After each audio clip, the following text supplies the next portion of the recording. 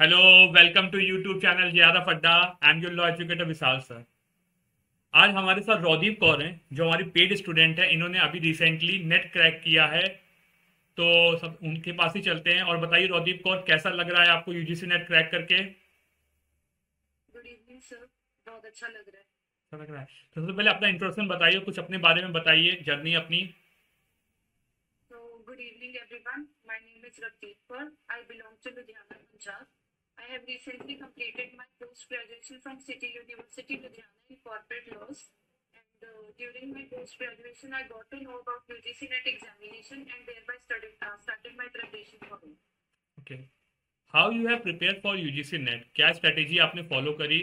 तो जो आप बताइए सारे स्टूडेंट्स को, ताकि उनको भी बेनिफिट हो सके उससे।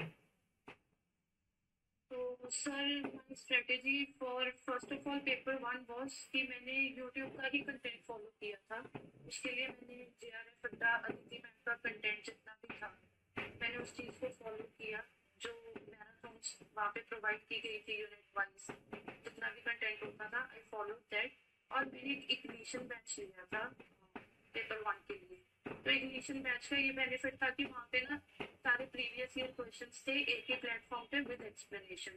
तो that has help me a lot in my preparation for paper one. For paper two मैंने आपके कंटेंट को फॉलो किया और उसके अलावा मैं अपने नोट्स में कुछ ना कुछ ऐड करती रहती थी। मतलब जैसे मैंने बुक से कंटेंट पढ़ा तो आपके नोट्स और उसमें अपनी चीज़ें ऐड ऑन करके बाकी PYQ लगाती थी time to time unit wise. और मॉक टेस्ट मैंने कम्प्लीटली 10 मॉक टेस्ट दिए हैं मैंने। तो ये सब चीज़ें की फॉर माय पेपर टू। अच्छा। कितने क्वेश्चन आपके लॉ के पेपर में सही थे? सर अप्रोक्सीमेटली 70 प्लस 71 क्वेश्चन सही थे मेरे लॉ। तो किस तरीके से आप पढ़ाई की, जैसे मैंने कभी कोई यूनिट पढ़ाई, तो यूनिट पढ़ाने के बाद जो मैंने कहता था कि आपको उसके पीवाईक्यूज लगाने, और जो हम लोगों के बैच में एक डेली जो एक वो होता था, क्विज होता था, वो भी आई थिंक आप पार्टिसिपेट करते थे। तो किस तरीके से आप, मतलब अगर आप स्ट्रैटेजी बताइए थोड़ा सा अच्छे से, ताकि स्टूडेंट्स को हेल्प हो सके कि आपने पीवाईक्यू किस तरीके से करते थे, तो वो थोड़ा सा बताइए। तो सर जो हर एक यूनिट हर एक टॉपिक के साथ हर एक क्लास के साथ आप 10 क्वेश्चंस प्रोवाइड करते थे रिलेटेड टू क्लास। मैंने वो सारे क्वेश्चंस लगाए हैं। तो बेसिकली जो चीज मेरे को फील हुई कि पेपर टू को क्रैक करने के लिए आपका मेन फोकस होना चाहिए क्वेश्चंस पे, हम्म। कि PYQ कैसे पूछे जाते हैं, पैटर्न क्या है NTA का, एंड उसी पे बेस्ड आपकी प्रिपरेशन होनी चाहिए। तो मैं वो क्वेश्चंस लगाती थी डेली क्लास के जो भी हैं। उसके अलावा मैं PYQ टॉपिक वाइज लगाती थी। तो PYQ में मैं क्या करती थी, जो क्वेश्चंस तो बन रहे हैं सीधे सीधे ठीक है, जो क्वेश्चंस नहीं बनते थे मुझसे I use to write the question और उसकी एक्सप्लेनेशन मैं साथ में ही नोट कर लेती थी।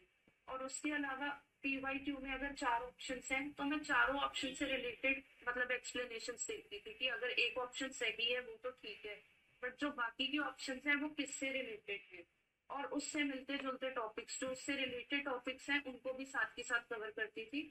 तो इस तरीके से मैंने अपने कंटेंट को कवर किया, क्योंकि काफी चीजें होती हैं जो सिलेबस में डायरेक्टली मेंशन नहीं है। सही बट बात। जब आप PYQ देखोगे तो you will get to know कि ठीक है इस टाइप के भी क्वेश्चंस पूछे जाते हैं। फॉर एग्जाम्पल जैसे जूरिस्प्रूडेंस की अगर मैं डेफिनेशंस की बात करूँ तो आप कितनी ही डेफिनेशंस कर लोगे, हम्म। ठीक है, हर जगह लिमिटेड डेफिनेशंस हैं। हम्म। बट जब आप PYQ करोगे ना तो यू गेट टू नो कि बहुत सारी डेफिनेशंस पूछी गई हैं आज तक। हम्म। तो वो सब चीजें कवर करनी इम्पोर्टेंट है। तो आपका जो मेन है ना फोकस वो PYQ उस पे होना चाहिए और उस पे बेस्ड आप अपनी प्रिपरेशन करो। ओके। जैसे पेड बैच लेने का क्या फायदा होता है, आपको क्या लगा? जैसे आपने पेड बैच लिया, तो पेड बैच लेने के बाद आपको कैसे आपके टाइम का कम हुआ पढ़ने का? कैसा आपने, मतलब पेड बैच का एक्सपीरियंस था, और क्या चीजें फॉलो फायदा करी आपको पेड बैच लेने से? Well to be very honest about this at the end of the day मैंने तो स्टूडेंट को ही करनी है, बट जो पेड बैच आपको बेनिफिट प्रोवाइड कर देता है वो ये है कि आपको ना कंटेंट इजीली मिल जाता है। आपको एक बेसिक आइडिया मिल जाता है, गाइडेंस मिल जाती है। जैसे जब मैंने प्रिपरेशन स्टार्ट की थी तो मुझे भी समझ में नहीं आ रहा था कि स्टार्टिंग कहाँ से करूँ, और कोई ऐसा प्रॉपर गाइडेंस थी भी नहीं लॉ की। तो पेड बैच उसी टाइम पे JRF अड्डा ने लॉन्च किया तो मैंने उसको ज्वाइन किया। और मेरे को ना एक डायरेक्शन मिली, मतलब आपका एक प्रॉपर स्टडी प्लानर होता है तो आपकी एक रूटीन बन जाती है डेली की उसको फॉलो कैसे करना है। तो साथ ही साथ जैसे क्लासेस चलती थी मैं अपने नोट्स बनाती थी उन चीज के साथ के साथ। तो एक एनवायरनमेंट क्रिएट हो गया था, बैचमेट्स होते हैं, आप ग्रुप डिस्कशंस करते हो, आपके एक माइंड में भी चीज रहती है कि यार सब लोग प्रिपेयर कर रहे हैं तो मैं भी अपनी सही बात। प्रिपरेशन को और बूस्ट करूं।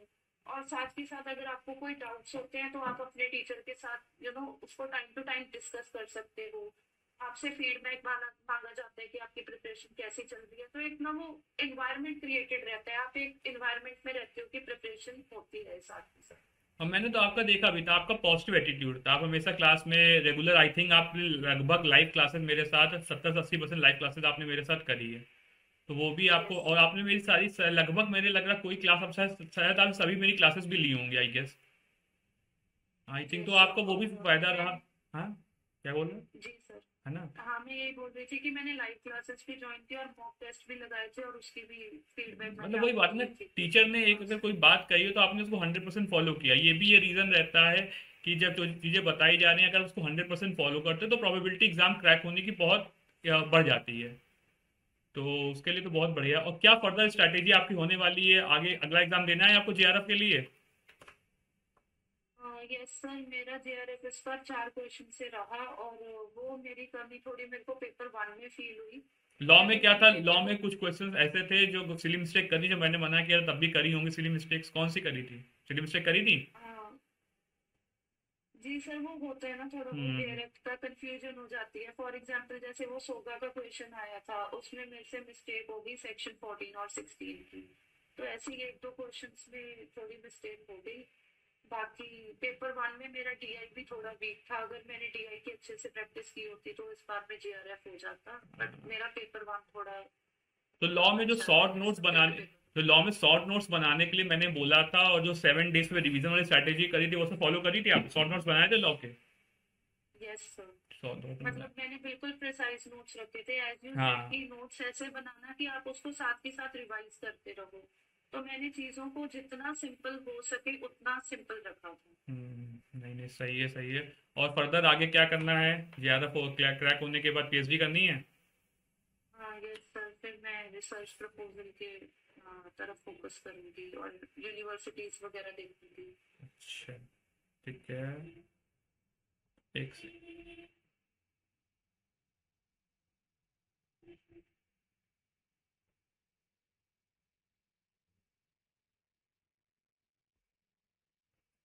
तो देखिए, सबसे पहले ही तो मेरा इंट्रोडक्शन है। Vishal sir, law educator of जियारा फड्डा, done LLB LLM in criminal law, qualified UGC NET in December 2022 in my first attempt, currently working as assistant professor in Kanpur. देखिए, अगर आप लोग अभी, ये जो मेरा बैच है कंप्लीट, इसमें अगर आप अभी लेते हो तो आपको इसमें कंप्लीट लाइव क्लासेस मिलने वाली हैं। इस बैच में वो कंप्लीट लाइव क्लासेस मिलेंगे। जून का बैच है, ऑलरेडी स्टार्ट हो गया। जूरिस्प्रूडेंस की यूनिट चल रही है, कंप्लीट लाइव क्लासेस मिलने वाली, डेली लाइव क्विजेस मिलेंगे एंड पीडीएफ मिलेंगी। इंटरव्यू गाइडेंस प्रोग्राम मिलने वाला है आपको, और आपको कंप्लीट वीडियो कोर्स मिलेगा। हर वीक के एक सैटरडे को आपका डाउट क्लियरिंग सेशन भी होगा सेपरेट। लाइव क्लासेस में तो आप पूछ ही सकते हो, चैट का ऑप्शन है, अदरवाइज भी एक सेपरेट सेशन अदिति मैम ने बनाया है। 10 years पीवाईक्यूज होंगे डिटेल वीडियो सोल्यूशन के साथ, 10 फुल मॉक टेस्ट मिलने वाले, कंप्लीट स्टडी प्लानर। और अगर अभी आप लोग तुरंत ही इसको एनरोल करते हैं तो R20 का अगर आपको यूज करते, 20% का ह्यूज डिस्काउंट आपको मिलने वाला है। तो ये बहुत अच्छी अपॉर्चुनिटी बहुत ही कम समय के लिए है। तो प्लीज इसको अगर आप लोग लेना चाहते हैं एक प्रॉपर पैटर्न में, मतलब फिर आप लोग को चिंता नहीं करनी होती है, उनको प्रॉपर प्लानिंग चाहिए, तो आप लोग इसको यूज कर सकते हैं। और आप सभी लोग जो भी आना चाहते हैं, अगर आपने यूजीसी नेट जेआरएफ करके, तब भी इंपॉर्टेंट, तब भी आप लोग वेलकम है। और अगर आप जनरली भी जेआरएफ अड्डा की टीम में मिलना चाहते हैं तो आप आ सकते हैं। 2 तारीख को हम लोग 7 बजे 10 बजे हम लोग सुबह जॉब ऑफलाइन सेंटर है जेआरएफ अड्डा का, गोपालपुरा बाईपास पे, वहां सभी मिलेंगे। और जो भी आपका 1-to-1 डिस्कशन होगा, कोई आप लोग चाहते हैं तो वो सब हम सब डिस्कस करेंगे। और लास्ट में,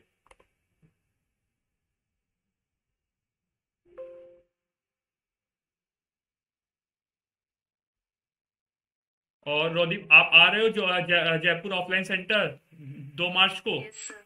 ठीक है, फिर यस सर। वेलकम, आपको मिलते हैं। On best of luck for your future. और हम लोग से आपस में कनेक्ट रहेंगे, और कोई भी डाउट या कभी भी कोई हेल्प चाहिए तो please let me know, we will help you. ठीक है? Okay, thank you so much sir. Welcome बेटा, बेस्ट ऑफ लक।